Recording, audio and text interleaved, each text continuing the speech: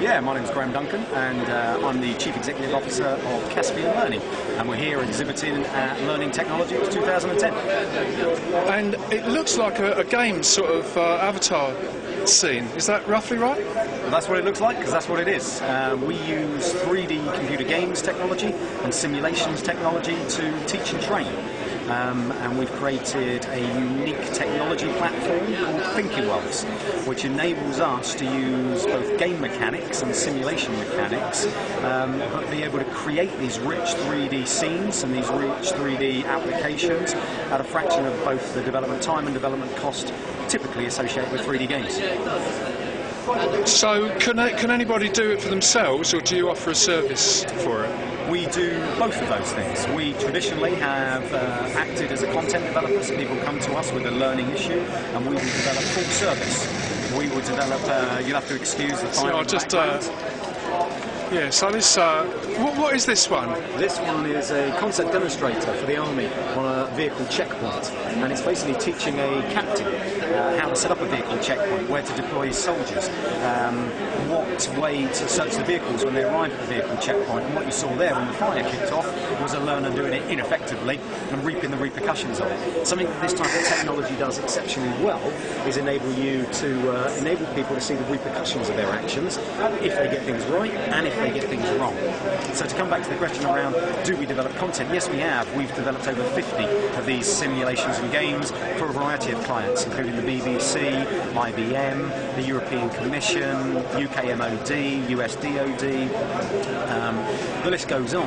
But we also license our technology, and that enables novices without any coding, any programming skills to start to be able to create this for themselves. And the engine's called Thinking Worlds. And at thinkingworlds.com you can go and download the technology, have a 30-day trial, and create this stuff for yourself.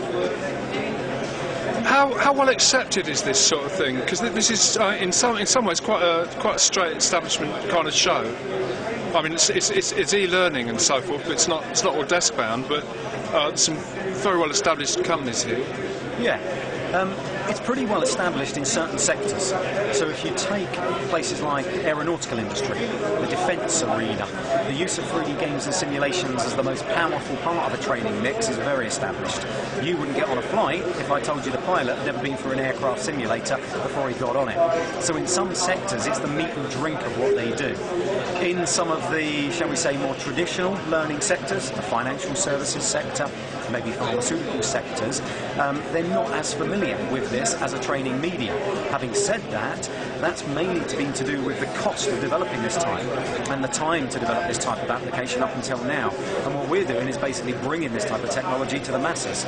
So the fact that we've done stuff to teach children education in schools, we've done stuff to teach auditors within accountants, and we've done stuff to teach pharmaceutical sales representatives how to sell pharmaceuticals more effectively, has been purely on the back of the fact that this technology has enabled us to do it far more cheaply and far more quickly than is usually associated with this type of technology.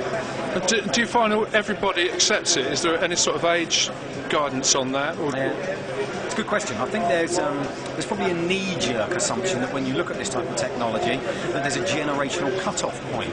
Well, what we know about games is the two biggest growth areas in demographics of gamers are women over the age of 35 and both sexes over the age of 55, called silk grey gamers. And what we're seeing is more and more people are engaging with this content, more and more people are on social networks, Facebook, playing mini-games, and therefore they're very familiar with this type of technology. So there's very little evidence out there to turn around and say that if you reach a certain age, this type of stuff will not be appropriate. And indeed, we've deployed it to people in their 60s and 70s. Okay, well, is there more of this game you'd like to show? Yeah, I mean... Because I think we'll probably pick up in a video. Yeah, absolutely. If we switch straight to screen, I'll talk you through one of the games that we've created here. And this was created for Learndirect. And this is a very simple game, and it's about getting people back to work. And it's called Planet Work. And in essence, what we have is you're an alien, and you've landed on Earth, and you have basically got to either go and work in a factory environment or an office environment and carry out a series of different challenges. Some of them are basic challenges, like dealing with a customer complaint. You know, how do you respond to them on the phone? Others are slightly more complex challenges, like maybe structuring deliveries. Now, what this has enabled us to do is take people that are currently out of work and give them exposure to the types of tasks they're likely to come up against when they're in these environments. UFI Learndirect is the biggest e-learning project in Europe. Commissioned us to build this. It's gone down exceptionally well and is now one of their flagship products. And this is enabling people that have been serially out of work to become more ready to go back into that work environment.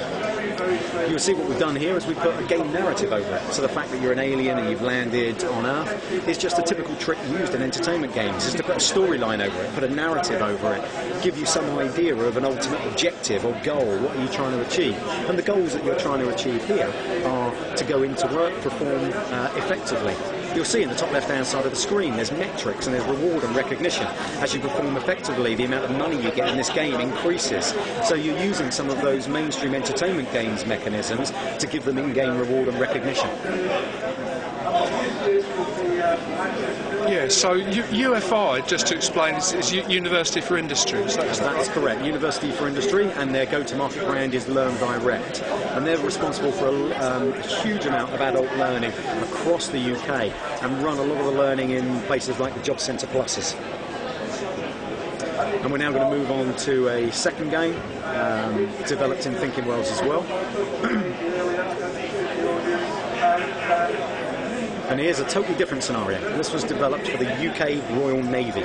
And this was to teach brand new Navy seamen how to be familiar with their new work environment. They'd never been on board a Type 23 warship before, and how to carry out a core part of their job, which is health and safety inspection rounds.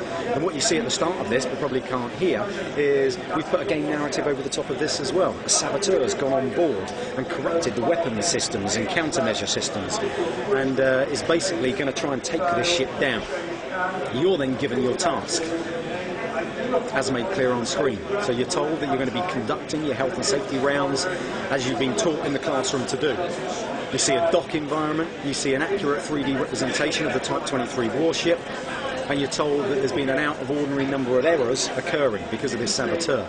And our task is to go and find errors, locate the cause of them, and hopefully capture the saboteur before this ship blows up. And this is absolutely accurate. We went on board, we took imagery of the ship. They carry out the rounds and they're mustering on the flight deck. And you see we utilise time in this game in the top left-hand side of the screen as well. So they've only got 40 minutes to go and carry out this exercise before they're out of time and they lose the game. So you put some time pressure into it. So it does blow up at that point? It will. A number of times if you make the wrong choices in the game, you will see catastrophic effects. But they're now in a physical, accurate representation of the ship.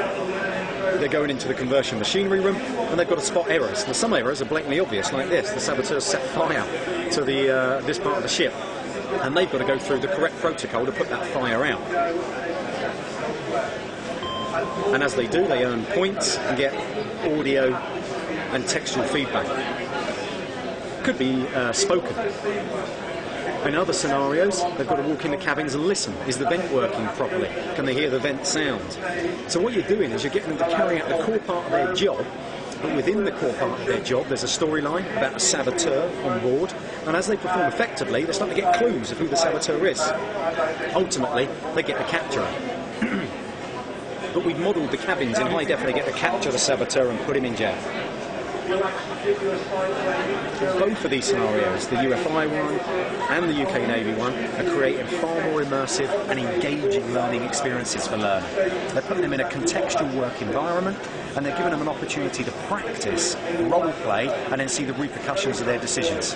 And that's moving beyond static 2D learning to making it a more engaging and motivating experience. Okay, well, thank you very much. We're up to 9 minutes 20 seconds, so for YouTube, that's the end.